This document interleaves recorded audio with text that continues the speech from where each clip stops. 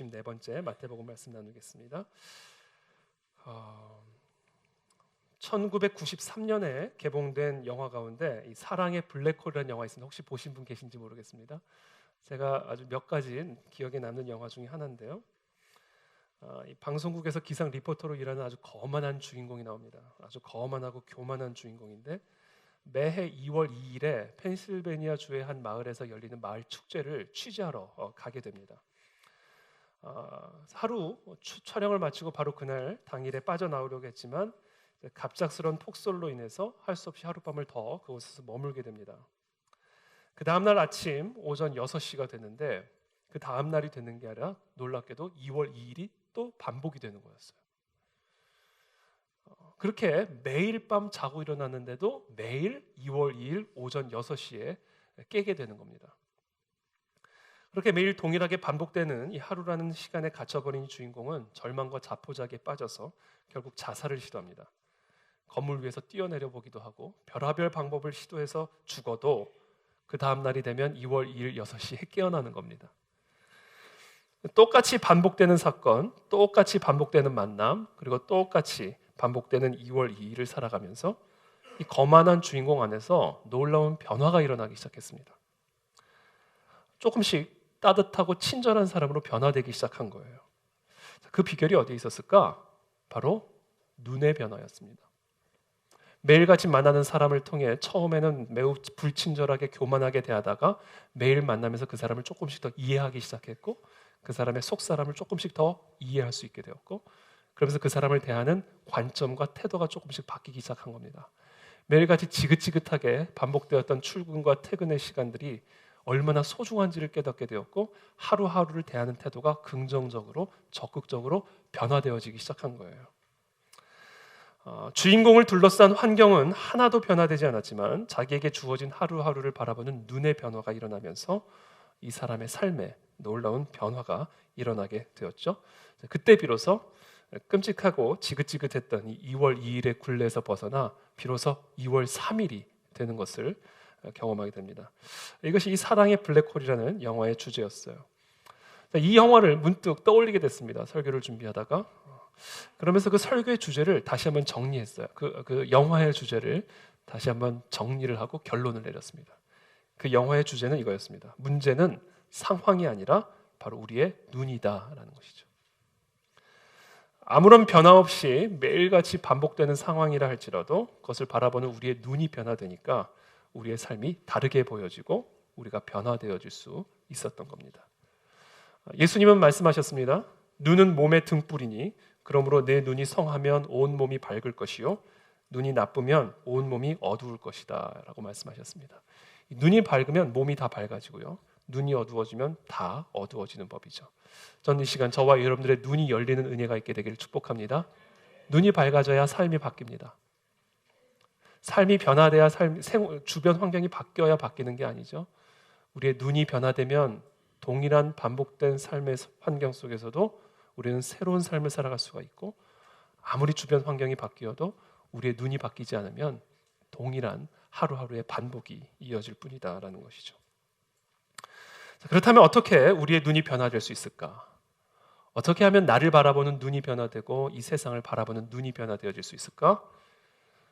그리스도가 누구신가를 이해해야 우리의 눈이 변화됩니다. 그럼 진정한 우리의 눈의 변화는요, 예수 그리스도가 누구신가를 제대로 보기 시작할 때 우리의 눈에 진정한 변화가 일어나기 시작합니다. 그럼 한번 상상해 보세요. 아무것도 달라진 게 없어요. 건강 상황도 달라진 게 없고요. 우리의 문제도 해결되지 않은 채로 그대로 있고요. 그런데 딱 한 가지만 바뀌었다고 가정해 봅시다. 그리스도가 누구신가를 정말로 제대로 보게 되었다. 우리 아까 조가나 자매님 예수님을 인격적으로 더 깊이 만나고 싶다라는 마음의 소원을 표현해 주셨는데 우리가 인격적으로 예수님을 더 깊이 알아가면 알수록 예수님을 바라보는 눈이 열리면 열릴수록 우리의 삶은 얼마나 큰 변화가 일어날까. 그리스도를 정말로 제대로 그리스도가 누구신가를 정말로 제대로 알게 되었다면 예전에 우리를 두렵게 만들었던 것이 여전히 우리를 두렵게 만들까요? 우리가 정말 예수 그리스도가 누구신지를 정말로 제대로 보기 시작했다면 죽음을 바라보는 관점이 예전과 같이 두려운 것이기만 할까요? 우리가 정말 예수 그리스도가 누구신가를 정말로 제대로 알아가면 알아갈수록 우리의 스트레스 수준에 얼마나 큰 변화가 일어나게 될까요? 우리의 감정과 성질은 변화되지 않을까요? 우리가 계획했던 그 계획들을 끝까지 고집할까요? 아니면 그 계획들을 수정하지는 않을까요? 우리가 예수 그리스도가 누구신가를 정말로 제대로 알면 알수록 우리의 삶은 근본적인 변화를 경험하기 시작할 것이다라는 것이죠.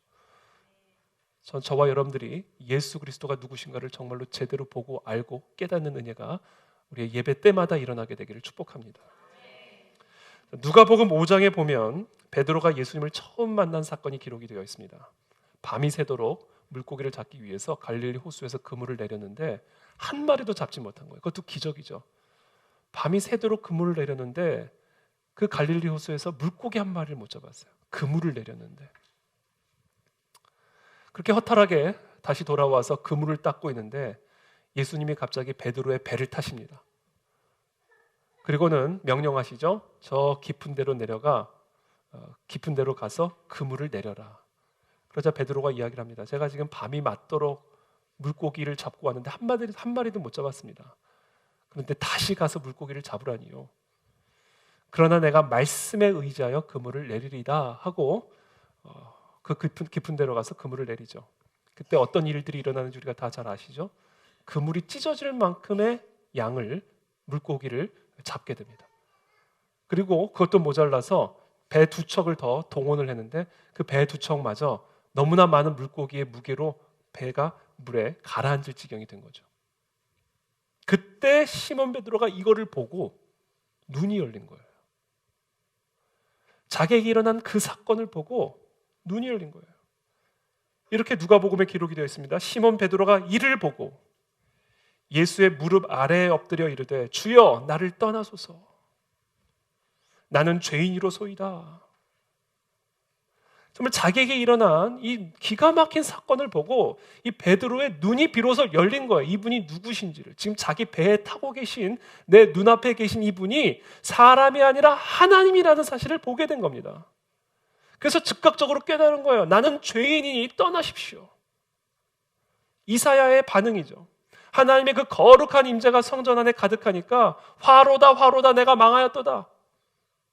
여러분, 우리가 하나님 앞에 서면 즉각적으로 우리가 죄인이라는 사실을 본능적으로 깨닫게 됩니다. 죄인이라는 사실을 이렇게도 설명하고 저렇게도 설명하고 그래야 간신히 깨달을까 말까가 아니라 하나님이 임하시면요, 하나님이 내 앞에 서시면 그냥 내가 죄인이라는 사실, 내가 화로다 망하였도다라는 사실을 깨닫게 된다라고요. 저는 이곳에 하나님의 임재가 임하면 그와 같은 역사가 일어나게 될 것을 믿습니다. 베드로가 그것을 체험한 거예요. 지금 예수님이 배에 타실 때만 해도 몰랐어요. 배에 타셔서 이와 같은 역사들을 경험하고 나서 비로소 눈이 열린 거죠. 그런 즉각적으로 죄인이니까 떠나십시오. 그리고는 결국은 모든 것을 버려두고 너는 나를 따르라 이 말씀 한마디에 모든 것을 버려두고 예수를 따르니라 이렇게 기록이 되어 있습니다. 예수 그리스도가 누구신가를 깨달아 우리의 눈이 열리는 이 베드로와 같은 역사가 우리의 삶 속에 일어나기를 축복합니다. 그렇다면 이 예수 그리스도는 누구신가? 예수 그리스도는 누구신가? 베드로가 경험한 그리고 베드로가 보게 된 베드로가 만난 이 예수 그리스도는 누구신가? 살아계신 하나님의 아들이십니다.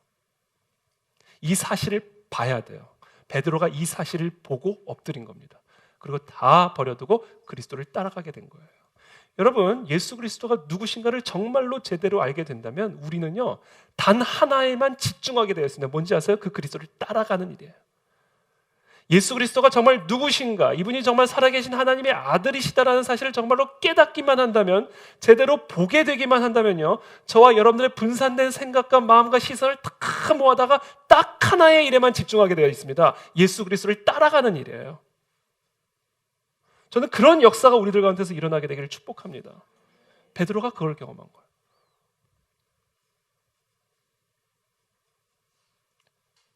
빌립이 이르되 주여 아버지를 우리에게 보여주옵소서. 그러자 예수님이 말씀하시죠. 나를 본 자는 아버지를 보았거늘 어찌하여 아버지를 보이라 하느냐. 살아계신 하나님의 아들은 곧 하나님 아버지의 본체시다라는 거예요. 자, 그렇다면 하나님의 아들이다라는 의미는 무엇일까요? 제가 지난주에 말씀드렸죠. 하나님을 계시하시는 하나님의 계시자다라고 말씀을 드렸어요. 계시의 제1원칙을 말씀드렸죠. 계시자는 계시되는 자와 같은 분이어야 된다. 원숭이가 사람과 아무리 유전자적으로 99%가 같다 할지라도 다른 그 1% 때문에 원숭이는 사람을 계시할 수 없습니다.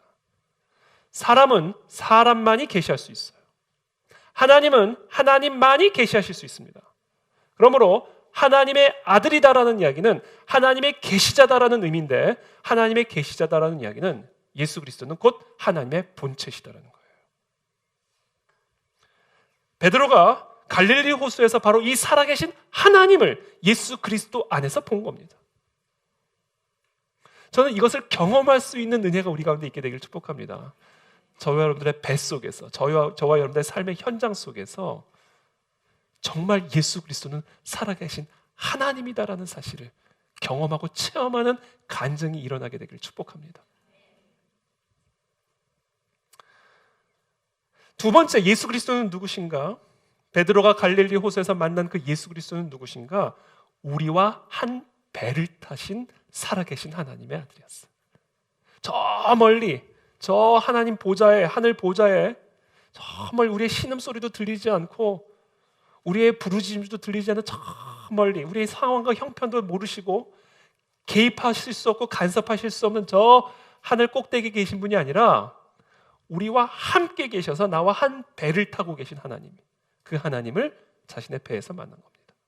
자신의 삶의 현장에서, 쓰러진 바로 그 현장에서, 두려움에 떨고 있는 바로 그 현장에서, 낭만과 절망으로 그물을 닦고 있는 바로 그 현장에서 나와 함께 계시는 하나님을 만난 거예요. 이 하나님을 만날 때 우리의 눈이 열리고 우리의 삶의 전 에너지를 쏟아 그 그리스도를 따라가는 그 한 가지 일에 평생을 헌신하게 된다는 거예요. 배가 털털 배라는 거, 통통 배라는 거 고민 안 하고, 그물이 시원찮은 것도 이제는 더 이상 걱정 안 하고 다 버려두고 예수 그리스도를 따라가는 게 전부다라는 사실을 보게 되는 거예요. 언제요? 살아계신 하나님이 자기와 함께 하고 계심을 경험할 때. 계시의 제2원칙이 있습니다. 자, 계시의 제1원칙은 계시자가 계시되는 자와 같아야 된다는 거죠. 그래야 계시가 이루어진다. 계시의 제2원칙이 있어요. 그것은 뭔지 아세요? 계시는 그 계시를 받는 사람들이 인지할 수 있는 방식으로 이루어져야 돼요. 계시가 되는데 사람들이 그것을 인지할 수 없는 방식이다. 그럼 계시가 아니에요. 하나님이 하나님 자신을 인간들에게 계시하시는데 인간이 도무지 알아들을 수 없고 이해할 수 없고 볼 수 없는 방식으로, 인지할 수 없는 방식으로 계시되었다면 그건 계시가 아닙니다. 계시의 제2원칙은 인간이 인지할 수 있는 방식으로 계시가 되어야 돼요. 그렇다면 하나님은 어떻게 하나님 자신을 이 연약하고 부족한 인간의 시야와 감각 안으로 들어오셨을까? 어떻게 인간을 창조하신 하나님을 인간이 볼 수 있고 만질 수 있고 들을 수 있었을까?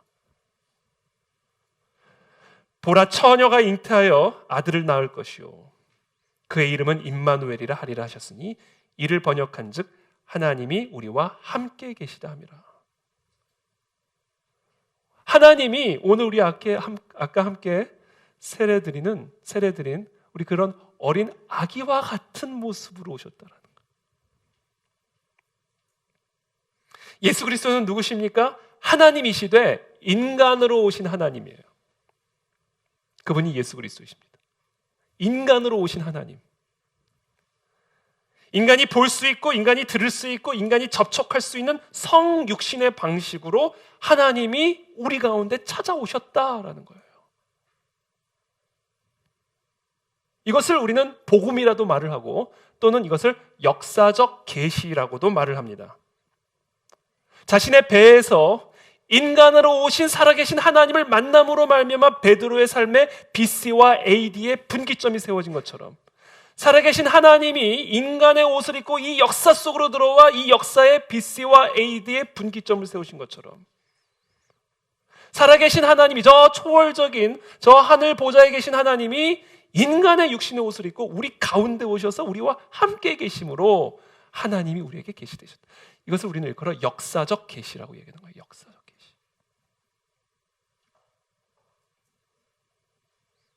그런데 그 예수님은 더 이상 우리와 함께 계시지 않죠. 역사 속에 계셨다가 승천하셔서 이제 더 이상 우리의 역사 속에, 우리 세상 속에 육신으로 오신, 인간으로 오신 하나님은 더 이상 존재하지 않으시죠. 만약에 여전히 예루살렘에 계신다면 우리는 주일마다 예루살렘으로 아마 갔을 텐데, 인간으로 오신 예수님은 역사 속에 계셨었지만 더 이상 우리와 함께 계시지 않습니다. 역사적 계시는 역사일 뿐 현실이 될 수는 없는 거예요.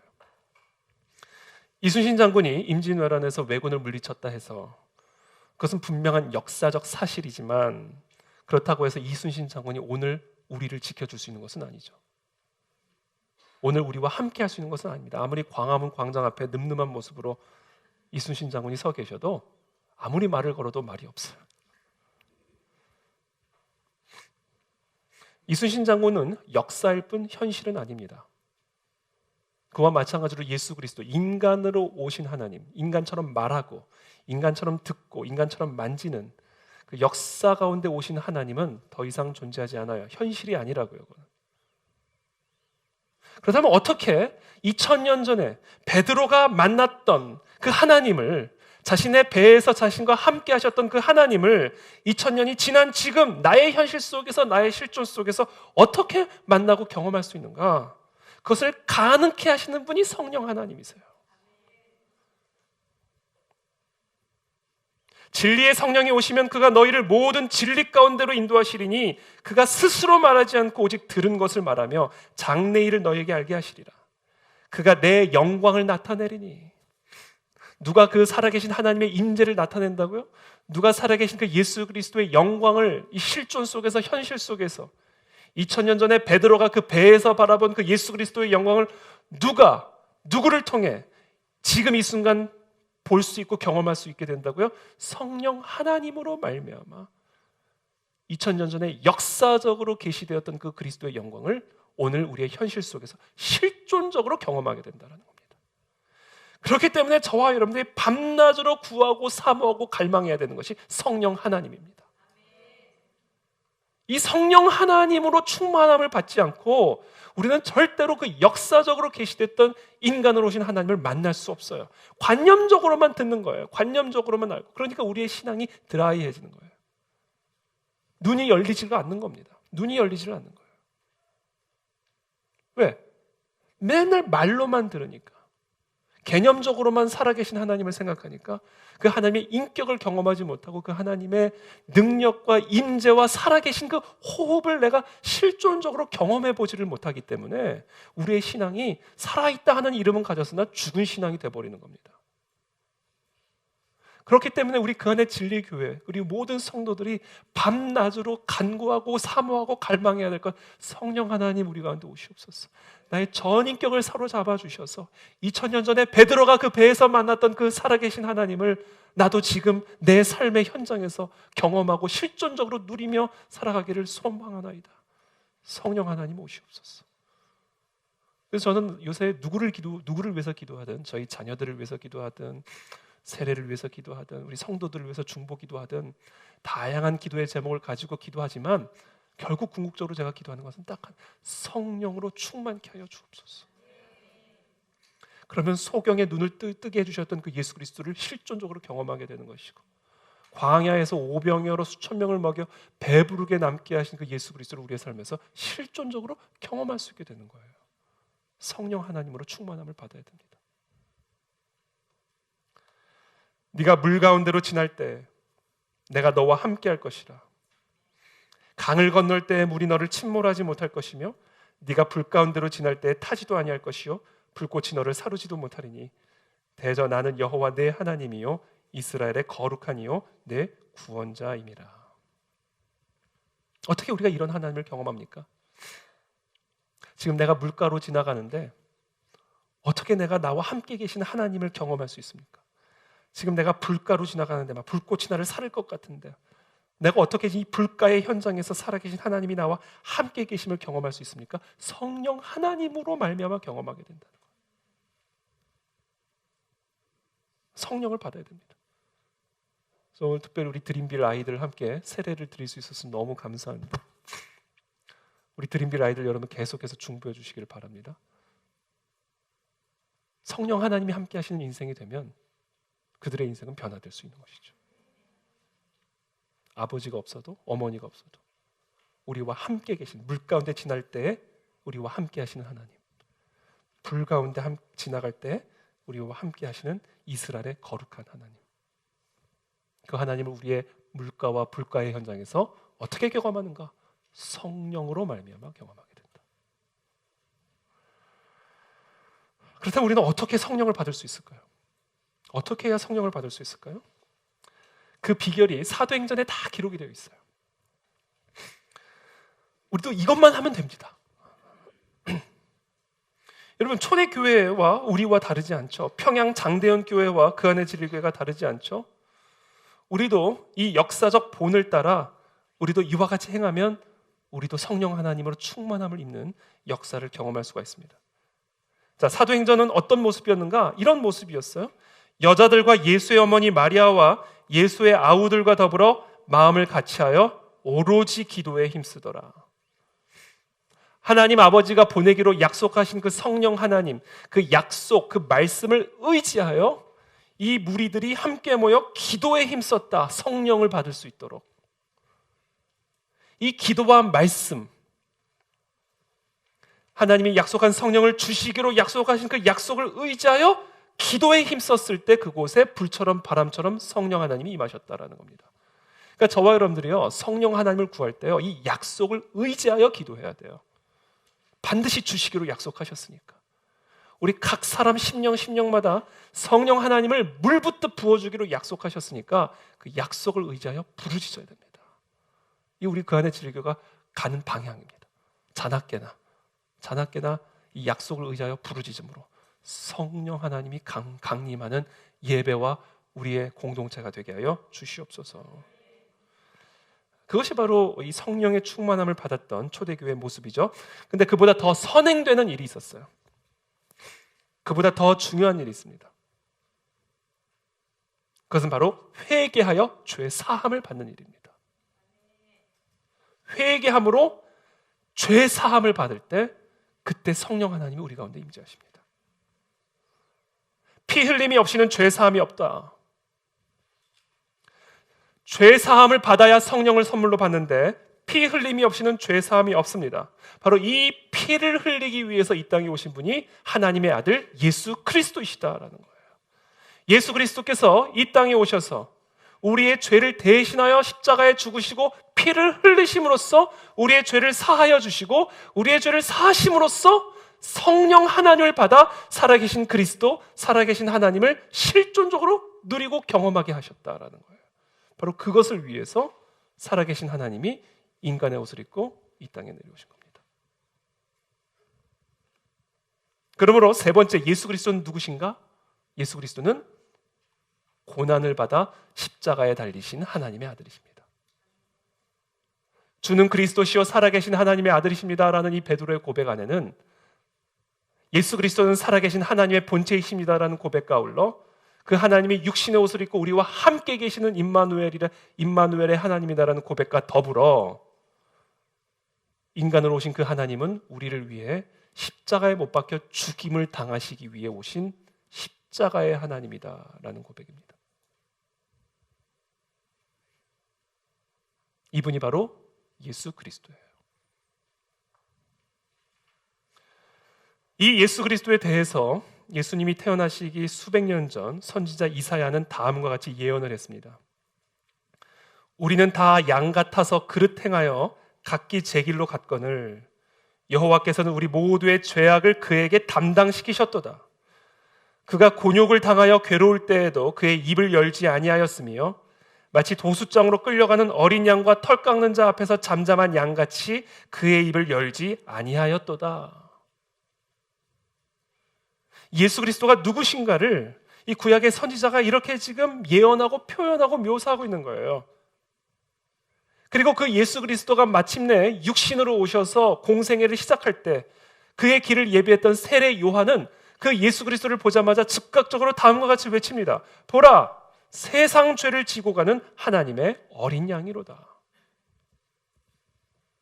바로 이분이 예수 그리스도예요.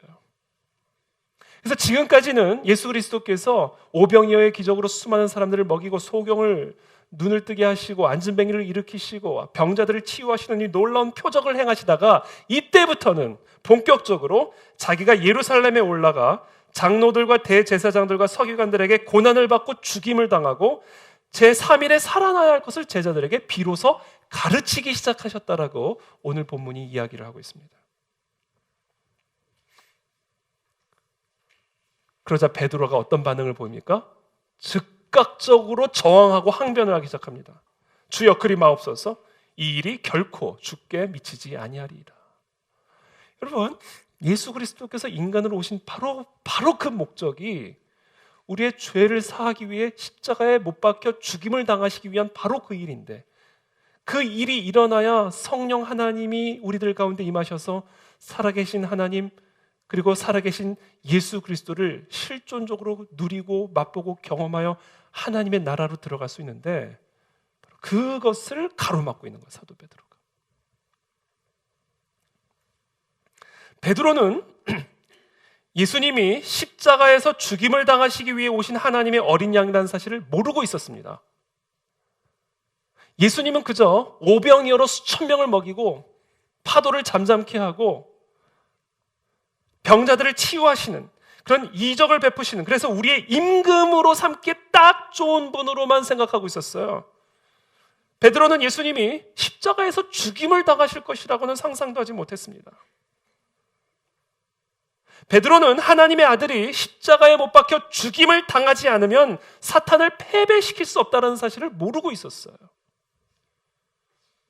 베드로는 하나님의 나라가 우리 가운데 임하기 위해서는 하나님의 아들이 우리의 죄를 대속하기 위해 십자가에서 고난을 받고 피를 흘려야만 한다는 사실을 전혀 모르고 있었단 말이에요. 그런데 베드로가 모르고 있는 것이 하나가 더 있었습니다. 그게 뭐였는지 아세요? 하나님의 나라가 우리 가운데 임하기 위해서는 예수 그리스도가 십자가에 못 박혀 죽임을 당해야 할 뿐 아니라 자기도 십자가에 못 박혀야 함을 모르고 있었어요. 예수 그리스도만 십자가를 지고 골고다 언덕으로 가야 되는 것이 아니라 자기도 자기 십자가를 지고 그 그리스도를 따라가야만 살아계신 하나님의 권능의 나라로 들어갈 수 있다는 사실을 전혀 모르고 있었단 말이에요. 이것을 모르는 그리스도인들이 너무나 많다라는 거예요. 이게 오늘 베드로가 우리에게 보여주는 모습입니다. 우리가 예수 그리스도를 생각할 때 지금 나의 이 곤란한 상황으로부터 나를 건져주시는 하나님으로만 생각하고, 나의 필요를 채워주시는 하나님으로만 생각하고, 나의 길을 열어주는 하나님으로만 생각하지, 내가 예수 그리스도와 같이 내 십자가를 지고 그분을 따라가야 한다는 사실을 다 모르고 있단 말이에요. 그러니까 우리의 신앙이 헛바퀴를 돌리는 겁니다. 예수 그리스도가 십자가에서 죽어야만 사탄을 패배시킬 수 있다는 사실을 모르고, 또한 나도 예수 그리스도처럼 자기 십자가를 지고 그 그리스도의 길을 따라가야만 사탄을 죽일 수 있다는 사실을 모르고 우리가 우리의 신앙생활을 이어가고 있다는 말이에요. 그게 본질인데,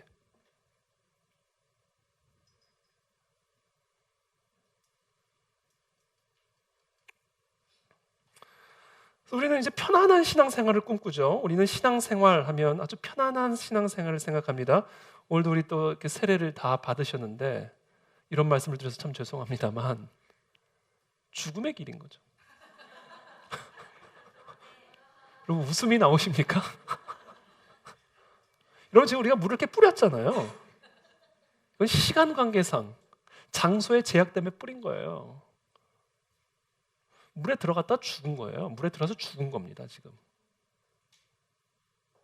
여러분, 우리가 그리스도인이 된다라는 거, 우리가 신앙생활을 한다는 것은 무엇을 의미하는지 아세요? 주는 그리스도시요 살아계신 하나님의 아들입니다라고 고백하는 게 무엇을 의미하는지 아세요? 주는 그리스도시요 살아계신 그 하나님의 아들이 십자가에 못 박혀 죽임을 당하심으로 사탄을 패배시킨 것처럼 나도 내 십자가를 지고 내가 그리스도와 함께 십자가에서 죽어야만 부활하신 그리스도와 함께 사탄을 굴복시키고 죽음을 이길 수 있다라는 신앙 고백이에요. 이거를 베드로가 모르고 있었던 거예요. 그러니까 예수님이 십자가에 못 박혀 죽임을 당한다니까 즉각적으로 항변하면서 저항하고 있는 겁니다. 그렇게는 안 됩니다. 나는 십자가는 절대로 질 수 없습니다. 나는 오병이어로 수천 명을 먹이는 예수님을 따라가도 십자가를 지고 십자가에 못 박히는 그리스도는 난 따라갈 생각이 없습니다. 그러니까 우리의 눈이 열리지가 않는 겁니다. 그러니까 우리가 이 부활이요 생명이신 그리스도의 능력을 관념적으로만 알지 실존적으로 체험하지를 못하는 거예요. 그러니까 성령 하나님 구하고 부르짖어도 우리의 가운데 임하실 수가 없는 거예요. 왜? 죽기 위해 오신 그리스도를 인정하지 않으니까. 나를 위해서 십자가에서 죽으신 것처럼 나도 그리스도와 함께 십자가에 죽어야만 부활의 능력, 부활의 승리, 사탄을 굴복시킬 수 있는 그 영적 생명을 누릴 수 있다는 사실을 온몸으로 저항하고 있으니까 눈이 열리지를 않는 겁니다. 눈이.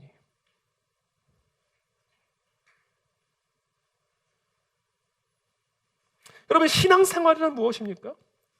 예수님은 말씀하셨어요. 나는 길이요 진리요 생명이니 나로 말미암지 않고는 아버지께로 갈 자가 없느니라. 이것이 무슨 말씀인지 아세요? 나는 길이요 진리요 생명이니 내가 지고 내가 못 박힌 그 십자가를 함께 통과하지 않고서는 아버지께로 올 자가 없느니라는 말씀이에요. 왜? 길이요 진리요 생명이신 그 예수 그리스도께서 십자가에 못 박히셨거든요. 우리의 기대와는 완전히 정반대로. 그러니까 나는 길이요 진리요 생명이니 나로 말미암지 않고는 아버지께로 갈 수 없다는 이야기는 나도 그리스도와 함께 십자가에 못 박히고 그리스도와 함께 다시 부활하는 이 십자가와 무덤을 통과하지 않고는 우리는 하나님의 나라에 들어갈 수 없다는 이야기예요. 이게 신앙생활입니다. 이와 같은 신앙생활을 사도 바울은 이렇게 표현합니다. 내가 그리스도와 함께 십자가에 못 박혔나니, 그리스도께서 십자가에 못 박히셨을 때 나도 함께 실존적으로 그리스도와 십자가에 못 박혔다. 그런즉 이제는 내가 사는 것이 아니요 오직 내 안에 그리스도께서 사시는 것이라. 그렇기 때문에 이제는 내가 사는 게 아니라 이제 내가 살아있는 게 내가 아니라 내 안에 그리스도께서만 사시는 것이다. 이제 내가 육체 가운데 사는 것은 나를 사랑하사 나를 위하여 자기 자신을 버리신 하나님의 아들을 믿는 믿음 안에서 사는 것이라. 여러분, 신앙생활이라는 게 뭐예요? 우리가 믿음 안에서 산다는 게 뭐예요? 그리스도와 함께 십자가에 못 박혀 나는 죽고 내 안에 그리스도가 살게 하는 것이 신앙이에요. 베드로는 지금 이거를 거부하고 있는 거예요. 그러나 이것이 이루어지지 않고서는 베드로의 그 신앙 고백을 통해서 음부의 권세가 이길 수 없는 교회가 세워질 수가 없는 겁니다. 왜? 살아계신 그 그리스도는 우리를 대신하여 십자가에 죽으셨고 그 그리스도로 말미암아 하나님의 나라에 들어가기 위해서는 나도 그리스도와 함께 죽고 그리스도와 함께 사는, 그래서 내 안에 사는 이 더 이상 내가 아니라 오직 그리스도만이 되어 주셔야만 우리가 그 하나님의 나라로 들어갈 수 있는데 지금 베드로가 그것을 거부하고 있는 것이죠. 그래서 여러분 기억하십시오. 음부의 권세가 이길 수 없는 교회는 예수는 그리스도시요 살아계신 하나님의 아들이라고 고백할 수 있는 교회고요. 주는 그리스도시요 살아계신 하나님의 아들이라고 고백하는 교회는 내가 그리스도와 함께 십자가에 못 박혔나니 이제는 내가 사는 것이 아니요 내 안에 그리스도만이 사시는 것이다. 이제 나는 나의 십자가를 지고 내가 그 그리스도를 따라간다라고 고백하는 교회요 성도입니다. 이게 그리스도인이고 이게 성도고 이게 교회예요. 그 자만이 하나님의 권능과 생명과 나라를 누릴 수 있다는 거예요. 지금 이거를 온몸으로 저항하고 있기 때문에 교회가 생명력을 잃어가고 성도가 생명력을 잃어가고 말로만 주여 주여 하는 살았다 하는 이름 가졌으나 죽어있는 그런 교회와 그리스도인이 될 수밖에 없는 것이죠. 그게 지금 베드로의 모습이에요. 물고기를 잡아가지고 그물이 찢어질 땐 좋았어요. 그땐 다 버려두고 따라갑니다. 왜? 다 버려도 주님이 다 주시니까. 그렇잖아요. 그물로 잡은 게 아니잖아. 예수님이 잡아준 거죠. 근데 이제 내가 고난을 받아 채찍에 맞아 십자가 못 박혀 죽임을 당할 거다라고 하니까 그 순간 온몸으로 저항하는 거예요.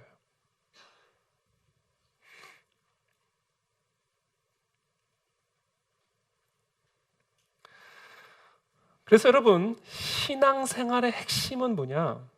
자기 십자가를 지고 그리스도와 함께 십자가에 못 박혀 죽고 그리스도와 함께 사는 것을 의미하는 것인데, 이것을 사자성어로 뭐라고 부르냐면 자기 부인이라고 말을 합니다. 자기 부인. 이 자기 부인이 없이는, 자기 부인이 마이 와이프가 아니라 자기를 부인하지 않고는, 즉 그리스도와 함께 십자가에 죽고 내 안에 사느니 오직 그리스도만 되어지는 이 십자가를 내가 통과하지 않고서는 우리는 절대로 하나님의 아들, 하나님의 딸, 하나님의 나라로 들어갈 수가 없습니다. 눈이 열릴 수가 없어요. 그리스도가 누구신가를 정말로 제대로 볼 수 있는 눈을 가질 수가 없습니다.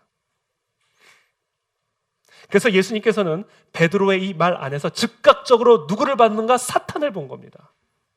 즉각적으로 사탄을 본 거예요. 예수께서 돌이키시며 베드로에게 이르시되 사탄아 내 뒤로 물러가라. 너는 나를 넘어지게 하는 자로다.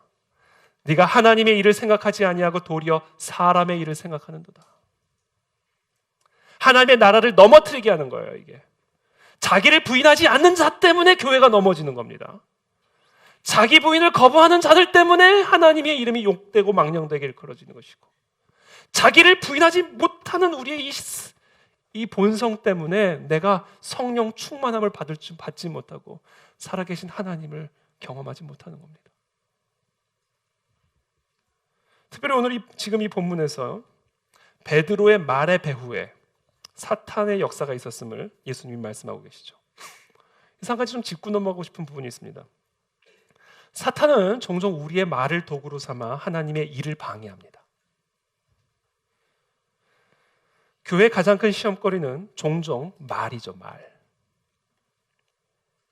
예수님을 위하는 말로 예수님을 넘어뜨리고 있어요, 지금. 우리의 말은 성령의 도구로 사용되기도 하지만 동시에 사탄의 도구로도 사용됩니다.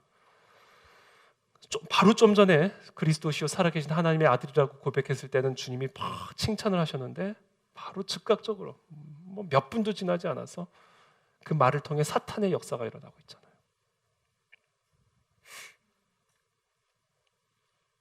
제가 들은 이야기인데요, 한 장로님이 꿈을 꾸셨는데 자기 아내가 다른 남자랑 외도하는 꿈을 꾸었대요.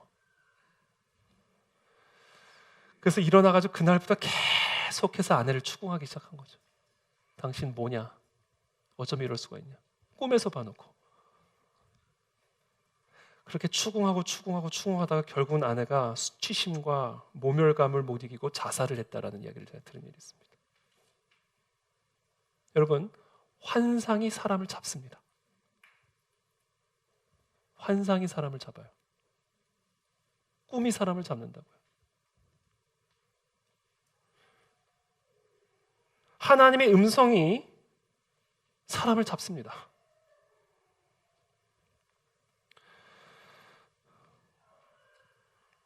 하나님의 음성을 듣는 사람, 환상 보는 사람, 솔직히 조금 무서워요. 저는요, 하나님의 환상을 믿는 사람입니다. 저는 날마다 기도해요. 환상을 보여달라고, 그림을 보여달라고, 비전을 보여달라고. 보여주시기도 하죠. 하나님의 음성을 듣지 않고 하루하루를 어떻게 삽니까?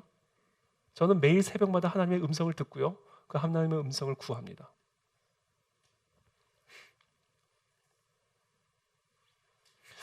그런데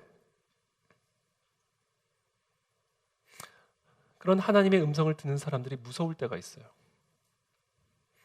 그런 환상을 보는 사람들이 무서울 때가 있습니다.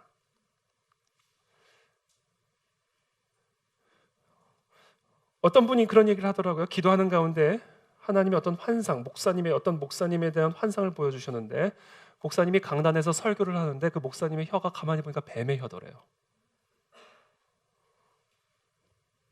그럼 그때부터 그 목사님 사탄의 종인 거예요?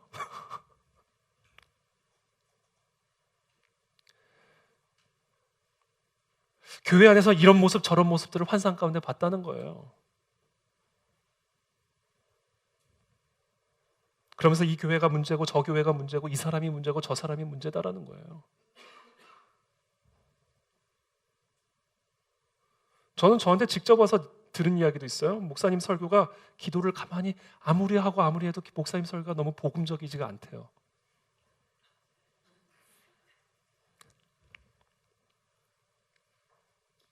그럼 이제 복음적인 설교를 들으러 가시라고 그랬어요. 정말로.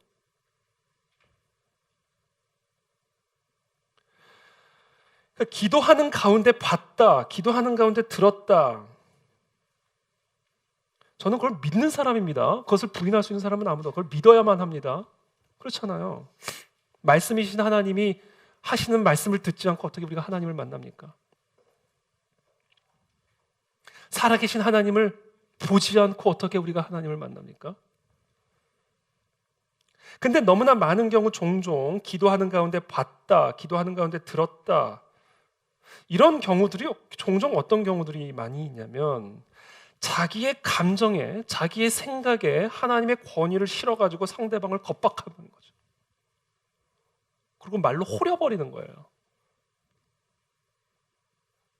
그런 식으로 공동체를 이간시키고 분열시키고 혼동케 하는 거죠. 이렇게 기도만 하면 잘 보는 분들의 아주 중요한 특징이 있어요. 자기 자신에 대해서는 잘 못 봐요. 남만 그렇게 잘 보여.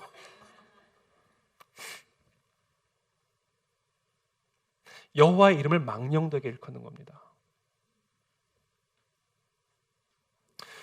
제가 계속 반복하지만 하나님은 우리에게 분명하게 말씀하시고요. 하나님은 분명하게 우리에게 보여주십니다. 그러나 우리가 반드시 기억해야 할 게 있는데 우리는 항상 정확하게 볼 수 있는 것은 아니고 우리가 항상 정확하게 들을 수 있는 것은 아니라는 사실을 기억해야 됩니다. 왜냐하면 인간은 오류투성이기 때문에 그래요.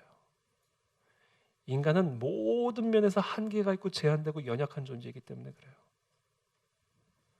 그래서 우리는 분명히 하나님을 들을 수 있고 하나님을 볼 수 있지만 그러나 그것이 제대로 들은 것이 아닐 수 있고 제대로 본 것이 아닐 수 있다라는 겸손한 두려운 마음을 항상 품어야 돼요.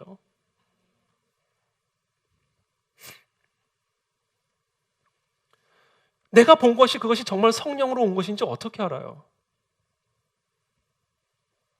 그것이 사탄으로부터 온 것인지는 어떻게 합니까? 지금 베드로는요, 지금 예수님을 위한다고 말을 하고 있는 거예요. 예수님 말씀은 사탄아 물러가라.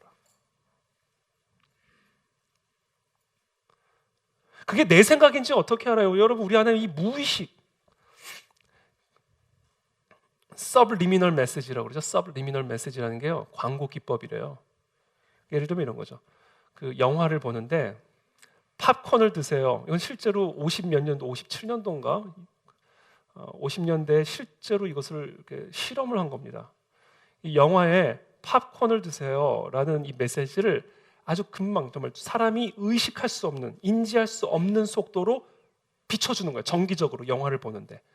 그러니까 그 영화를 보는 사람들 가운데 그 메시지를 의식적으로 인지한 사람은 하나도 없어요. 다 무의식적으로 그 메시지가 그들의 무의식에 노출될 뿐이에요. 볼 수가 없어요. 인간의 눈으로. 인지할 수 없단 말이에요. 그런데 놀랍게도 그런 메시지가 정기적으로 떴던 영화를 본 사람과 그렇지 않은 영화를 본 사람들이 영화를 끝나고 팝콘을 먹는 비율이 현저하게 차이가 났다. 여러분, 보통 팝콘은 영화 보기 전에 먹죠. 끝나고 팝콘을 영화 끝나고 먹는 사람이 어디 있습니까? 정말 팝콘 매니아가 아닌 이상. 이게 뭐냐면 우리의 이 무의식이라는 것이 그만큼 우리를 조종할 수 있어요. 그러니까 우리 무의식 안에는 다양한 분노, 다양한 미움, 다양한 복수심, 다양한 욕망, 다양한 시기, 이런 무의식적인 많은 감정들이 사실은 우리가 인지하지 못하고 의식하지 못하는 무의식 세계에 다 축적이 되어 있다고요. 그런 상태에서 기도해 보세요. 내 사실은 무의식 속에서 왱왱거리고 있는 그 감정이 기도하는 가운데 들었다 봤다로 표현되는 거예요. 그렇죠? 조용히 묵상하면요, 무의식의 세계에 있는 것들이 막 튀어나오죠. 그러고는 그것을 성령이 하셨다라고 이야기를 하는 경우들이 있을 수 있다라는 거예요. 그러니까 항상 그렇다는 것이 아니라 그만큼 우리는 오류가 있을 수 있고 연약한 존재들이므로 우리가 무언가를 봤다, 영적으로 무언가를 들었다, 그것을 전부 다 순수하게 성령이 주시는 것으로 쉽게 단정해서는 안 된다라는 겁니다. 여러분, 꼭 기억하십시오. 신앙의 본질은요, 뭐를 보고 뭐를 듣는 것에 있는 게 아니에요. 신앙의 본질은요, 자기 부인에 있습니다. 자기 부인이 없이 듣고 보는 거 가짜입니다. 자기 부인이 없이 듣고 보는 거 다 내 생각이고 내 뜻이고 내 욕망이에요. 내가 죽어야 들리는 거예요. 내가 죽어야 그 자리에 성령이 채워질 수 있는 겁니다. 내가 죽지 않고 시퍼렇게 내 안에 사는 이 내가 되어 있는데 어떻게 내 안에 계신 그리스도의 음성을 듣고 그리스도의 환상을 보게 됩니까? 여러분, 정말 그리스도의 환상을 보고 싶다면, 정말 그리스도의 음성을 듣고 싶다면 죽으십시오. 자기를 부인하십시오. 십자가를 지고 그리스도를 따라가시라고요. 함께 십자가에서 죽고 그리스도와 함께 살라고요. 그러면 그리스도께서 들려주시는 음성을 생생하게 들을 수 있고 그리스도께서 보여주시는 환상을 생생하게 볼 수가 있습니다. 우리는 그것을 향해 날마다 나아가야 된다라는 거예요. 날마다.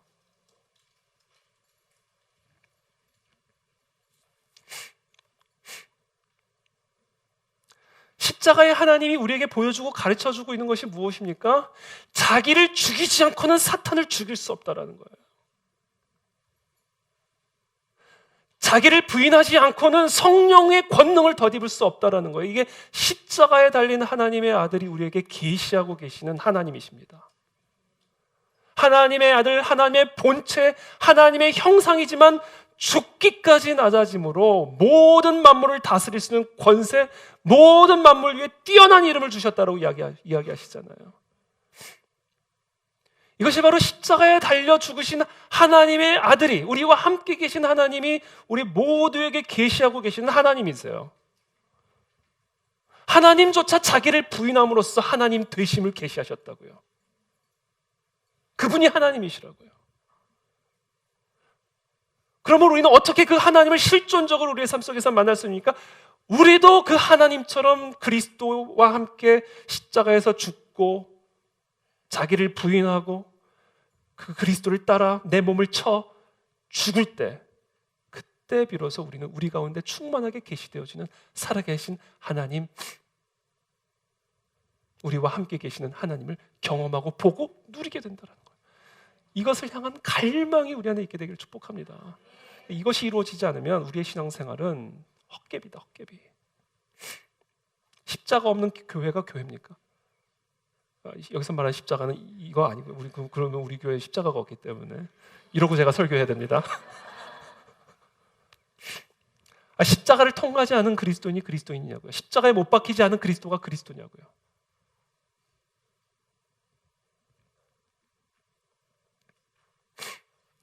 그리스도께서 자기 부인을 통하여 사탄을 이기신 것처럼 십자가를 통과하는 자기 부인 없이 우리는 하나님의 나라에 대해서 아무것도 할 수 없고 하나님의 능력에 대해서 아무것도 볼 수 없고 아무것도 깨달을 수 없고 아무것도 이해할 수 없어요. 그래서 마귀는 우리를 무너뜨리고 우리의 교회를 무너뜨리고 하나님의 나라를 무너뜨리기 위해서 뭐를 하는지 아세요? 우리로 하여금 자기를 부인하게 하는 것이 아니라 자기를 주장하게 만듭니다. 베드로가 그거 하고 있는 거예요.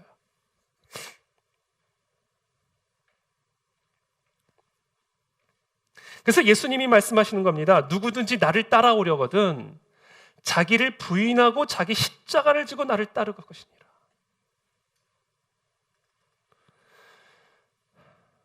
그렇다면 이 자기 십자가를 지고 그리스도를 따라가는 삶이란 어떤 것인가요? 제가 오늘도 지난주에 이어서 잠깐만 코를 좀 풀겠습니다.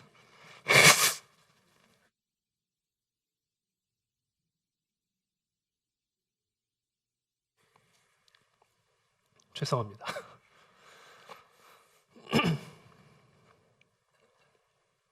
어떻게 하면 우리가 나의 십자가를 지고 그리스도를 따라가는 삶을 살아감으로써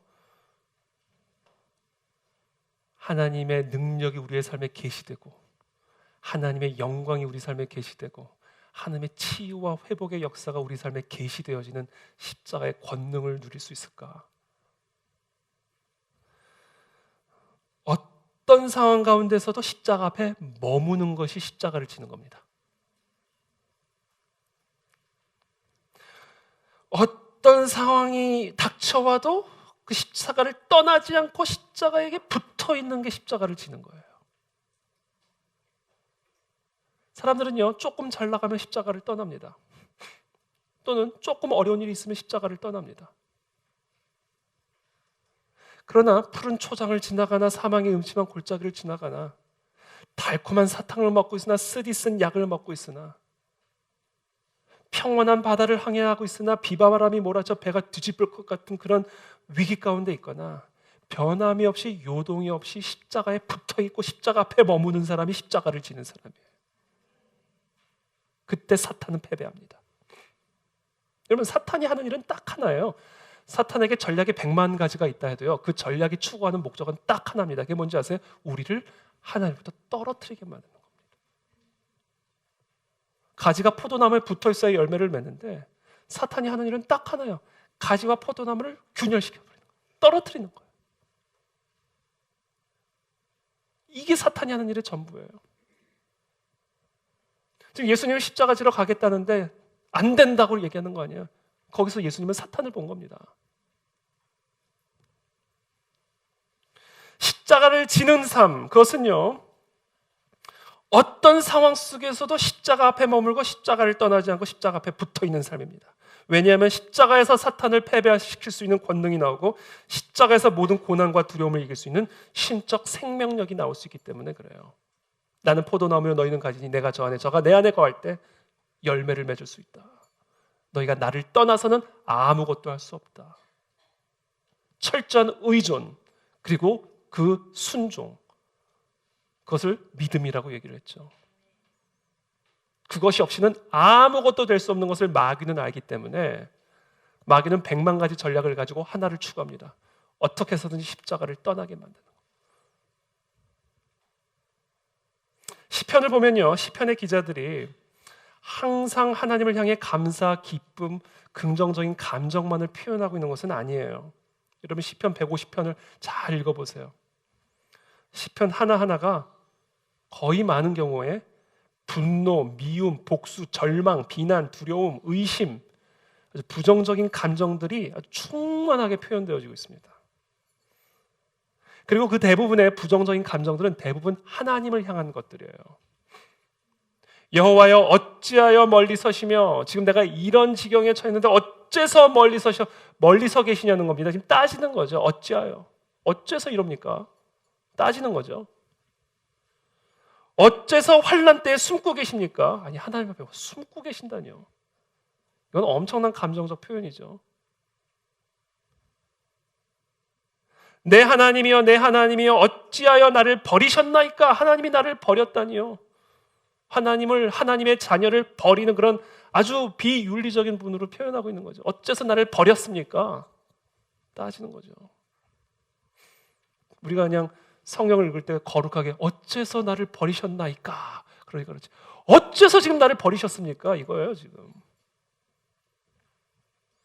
어째서 나를 멀리하여 돕지 아니하시며 내 신음하는 소리를 듣지 아니하시나이까? 아주 부정적인 감정이죠. 이 모든 것을 지금 하나님 앞에 토해내고 있어요. 욥의 기도도 다 이런 식입니다. 아니 어떻게 하나님 앞에 저런 말을 내뱉을 수 있을까 싶을 정도로 하나님에 대해 그리고 하나님을 향하여 이 욥 안에 있는 이 부정적인 감정들을 막 뿜어내는 것을 우리가 보게 되죠. 근데 하나님이 그 욥의 그 모든 것들을 들으시고는 뭐라고 표현하시냐면 욥이 나를 영화롭게 했다 이렇게 얘기합니다.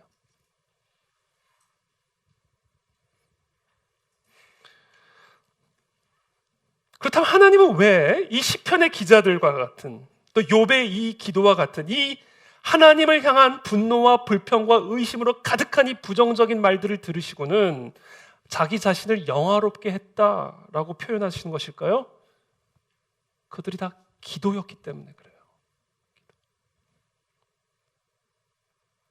욥과 시편의 기자들은 지금 하나님에 대해서 엄청나게 화가 나 있고 불만을 토로하고 있고 자신이 처한 상황이 너무 두렵고 분노하고 있지만 그 모든 부정적인 감정들을 술집에 가서 쏟아붓고 있는 게 아니라 그 부정적인 감정들을 나를 도와줄 수 있는 사람들 앞에 다가가가지고 토해내고 있는 것이 아니라 그 부정적인 문제들을 해결하기 위해서 사방팔방 내 힘과 내 지혜로 뛰어다니고 있는 것이 아니라 그것을 다 가지고 십자가 앞에 머물고 있잖아요.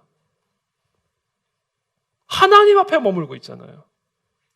그 태도가 하나님을 영화롭게 하는 태도요. 바로 그 태도가 사탄을 패배시키는 태도다라는 거예요. 그러니까 우리는 비가 오나 눈이 오나 해가 비치나 가뭄이 오나 어떤 상황과 어떤 환경 속에서도 십자가 앞에 머물러 있어야 된다. 그것이 사탄을 패배시키는 길이요. 그것이 바로 십자가를 지고 그리스도를 따라가는 삶이다.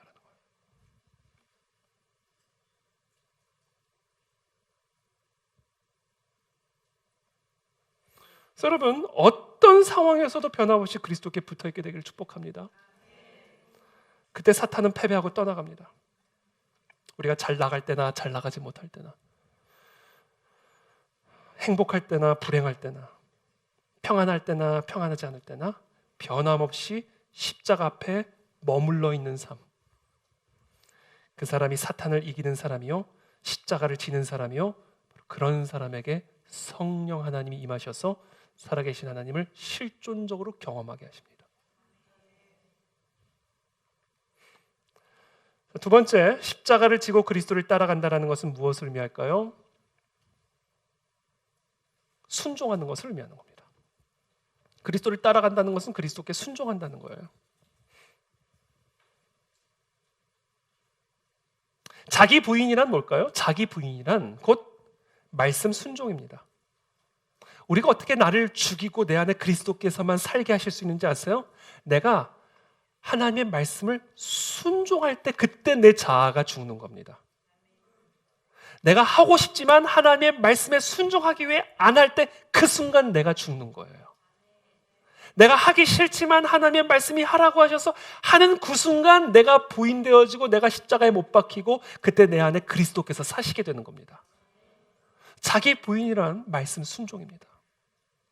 그래서 말씀 순종하지 않는 사람은 자기를 부인하지 않는 사람이요 말씀을 순종하지 않는 사람은 그래서 살아계신 하나님 인격적으로 실존적으로 경험할 수 없어요. 하나님의 말씀과 자기 주장 사이에서 말씀을 택하는 것이 자기 부인이죠. 여러분, 왜 교회가 힘을 잃어가고 있는지 아십니까? 왜 오늘날 많은 성도들이 정말 명목적인 그런 신앙생활을 하고 있는지를 아십니까? 왜 밀로 시작한 그리스도인들이 가라지로 끝나는지 아십니까? 도대체 왜 성령 하나님께서 우리 가운데 일하시지 않는 것이고 도대체 왜 성령 하나님께서 우리 가운데 임하셔서 우리를 실존적으로 그 하나님의 나라로 이끌어 가시지 못하는지 아십니까? 하나님의 이름으로 자기 주장하는 사람들 때문에 그래요. 자기 욕망을 말하면서 하나님의 뜻이라고 말하는 사람들, 자기 주장을 고집하면서 하나님의 음성이라 말하고 하나님의 환상이라고 말하고 있기 때문에 하나님의 역사가 우리 가운데 일어나지 못하는 겁니다. 열왕기상 22장에 보면요, 재미있는 시간이 많이 지났네요. 오늘 끝나 항상 많이 지났는데 오늘도 금방 또 많이 세례식 있어가지고 그랬군요. 말씀을 이제 마무리 쳐야 되겠는데 열왕기상 22장에 보면요, 참 재미있는 스토리예요. 이 이야기만 하고 제가 오늘 설교 마치겠습니다.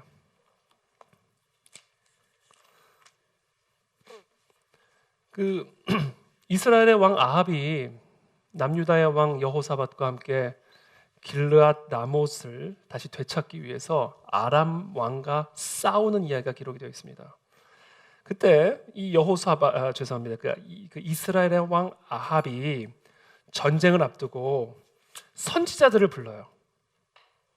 선지자들을 부르는데 400명의 선지자가 와서 예언을 해줍니다. 내가 길랄 라못에 가서 싸우랴 말랴 그들이 이르되 올라가소서 주께서 그 성읍을 왕의 손에 넘기시리이다. 그런데 이 400명의 이 선지자들은 항상 아합이 듣고 싶은 말을 다 해주는 사람들이었어요. 싸우고 싶으면 싸우라고 말을 해줘요. 그러니까 이 선지자가 하나님의 말씀을 얘기를 해주는 게 아니라 이 아합이 원하는 대로 승인을 해주는 겁니다. 그냥. 그러니까 이 아합은요, 전쟁을 앞두고 항상 누구를 불러요? 400명의 선지자를 불러요.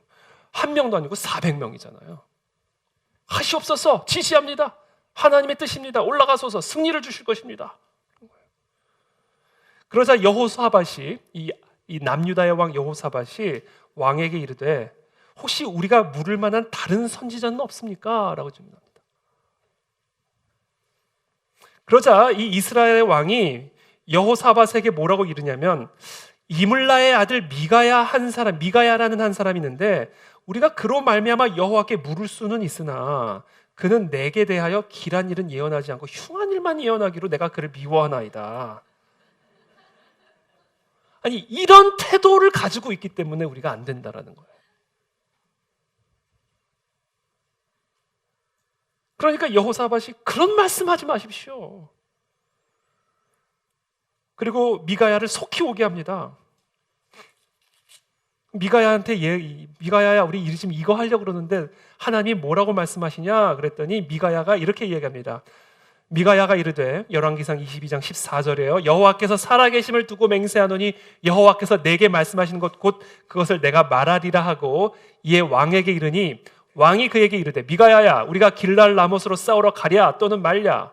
그가 왕께 이르되 올라가서 승리를 얻으소서.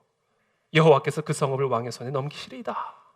그 400명의 선지자와 동일한 말을 이 미가야가 해줍니다. 근데 여기서 재미있는 얘기가 있어요. 너 몇 번 내가 물어봐야 진짜를 말할래? 이럽니다.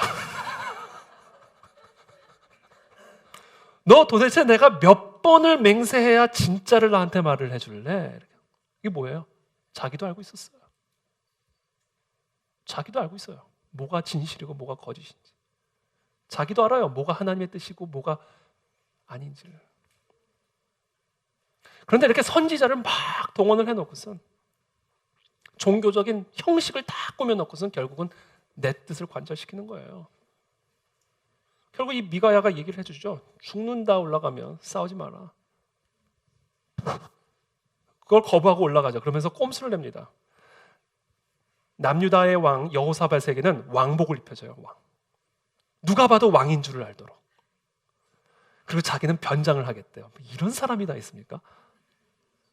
그런 전쟁터에 가요. 그런데 성경에 이렇게 돼 있어요. 한 사람이 무심코 활을 당겨 이스라엘 왕의 갑옷 솔기를 꽂았다. 무심코 썼어요. 그냥 뭐 겨냥한 것도 아니에요. 그냥 뭐 하품을 하면서 쐈는지 뭐 그냥 실수로 날아갔는지. 근데 그게 실수로 날아간 게 확 날아가지고 왕이 아닌 척 평복을 입고 갑옷을 입고 딱 숨어있는 이스라엘 왕의 갑옷 솔기라는 거는요, 갑옷과 갑옷 사이를 이어주는 그 틈이에요.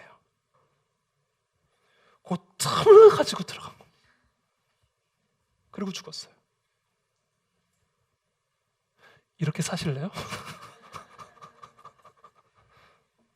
오늘 이걸로 설교를 마치겠습니다. 자기를 부인하는 자만이 하나님을 경험할 수 있습니다. 사탄을 패배할 수 있습니다. 어떤 일이 있어도 십자가 앞에 머물러 기도하십시오. 어떠한 일이 있어도 순종하십시오. 그때 우리는 승리를 경험할 것입니다.